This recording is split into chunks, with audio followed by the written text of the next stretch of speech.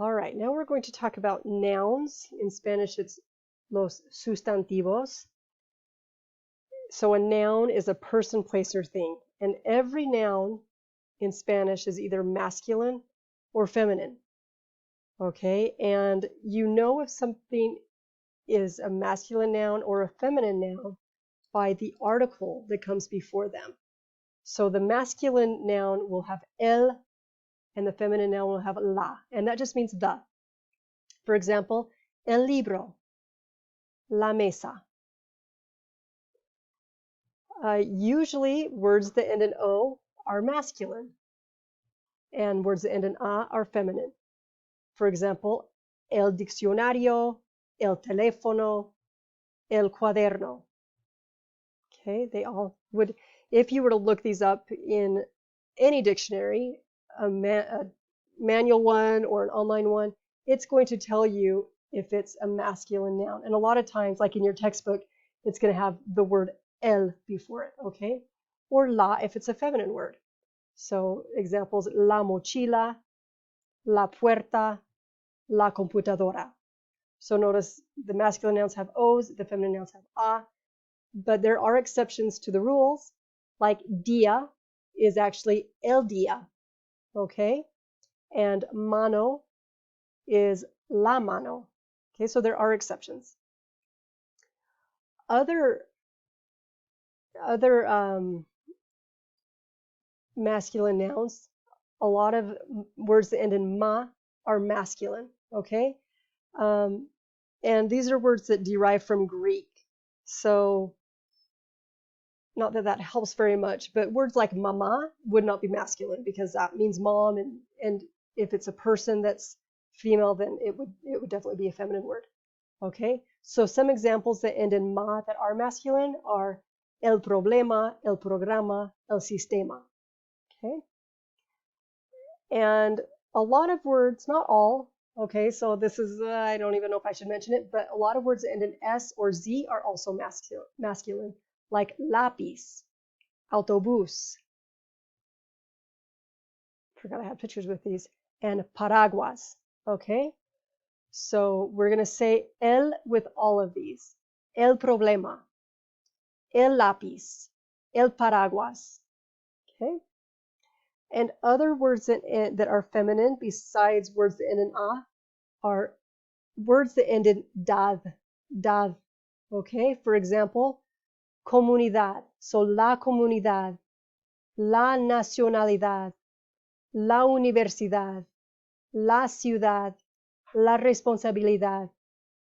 These words that end in dad are actually, in English, words that end in ity, okay? Community, nationality, university, city, responsibility, okay? So you could probably think of a bunch of other words that end in ity and just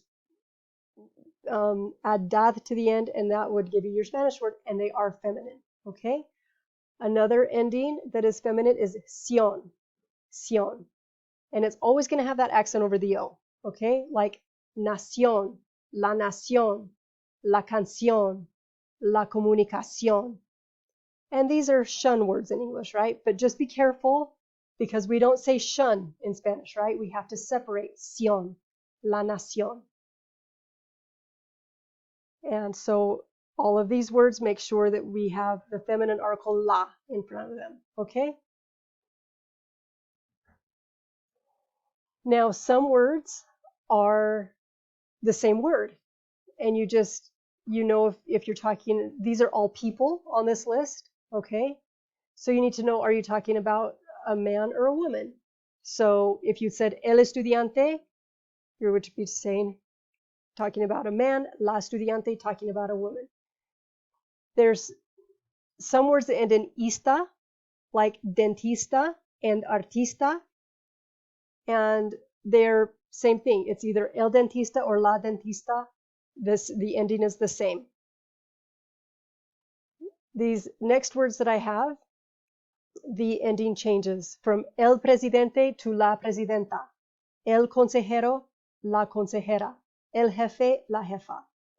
And then if you have words that are like hombre means man, so it's going to be el hombre. Mujer means woman, so it's going to be la mujer. Okay? Same thing, if papa, it's going to be el papa, right? Mama, la mama. Because one is, papa is dad, mama is mom. Okay, so now let's talk about, so there we have the masculine way to say the is el, the feminine way to say the is la. But that's just if words are singular. If we have plural words, then the article also has to become plural.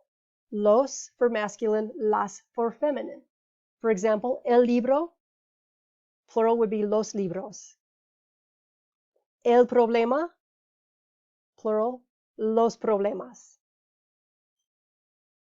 El autobús. So notice, let me go back to this one. If the word just ends in a vowel, to make it plural, you just add an S. In this case, it ends in a consonant. So to make it plural, you're going to add an ES at the end. Los autobuses. Okay? And you'll notice if there's an accent on the word, like autobús, okay, that accent right there. If you add another syllable, you're going to get rid of that accent mark. Okay? If it's on the very last syllable, I should emphasize that, because now we're going to see one that we keep the accent. So el lápiz, okay, it ends in a consonant. So we normally would just add an ES, but if a word ends in a Z, you have to change it to C, and then you add the ES. Okay? So a little rhyme that I do is, this is to make things plural. If a word ends in a vowel, let me just give you these examples again. If a word ends in a vowel, you add an S. If it ends in a consonant, add ES. If it ends in a Z, change to a C and add ES. All right? So now let's look at some feminine words.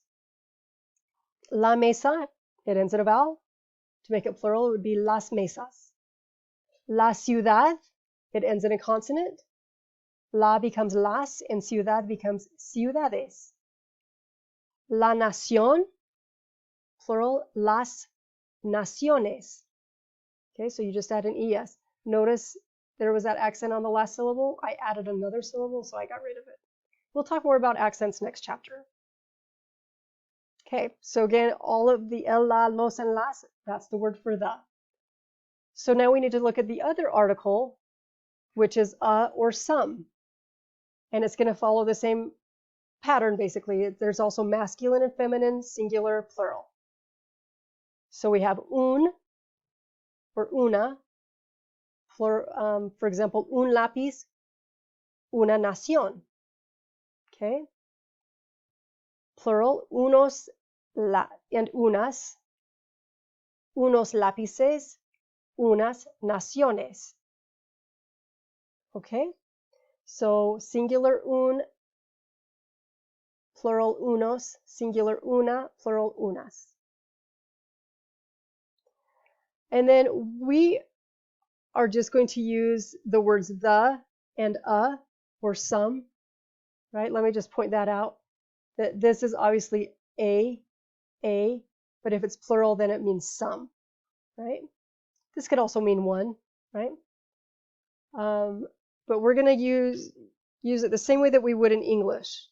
So wherever I would say the in English, I'm going to say the in Spanish. If I'm going to say I would say some, okay? So in this example, in this sentence here, I have hay un bolígrafo en la mesa. Hay un bolígrafo. There is a pen, right? A pen. But where is it? It is on the table. Okay? It is a pen on the table, en la mesa. Okay? Here's another example. Hay unos libros en la biblioteca. Right? There are some books.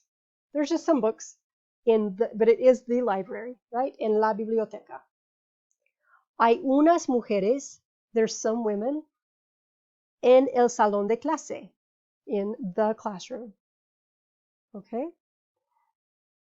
So looking at this sentence, hay unos libros en la biblioteca, with the word some, we could actually omit it, right? We don't need hay unos libros en la biblioteca. I could just say hay libros en la biblioteca, right?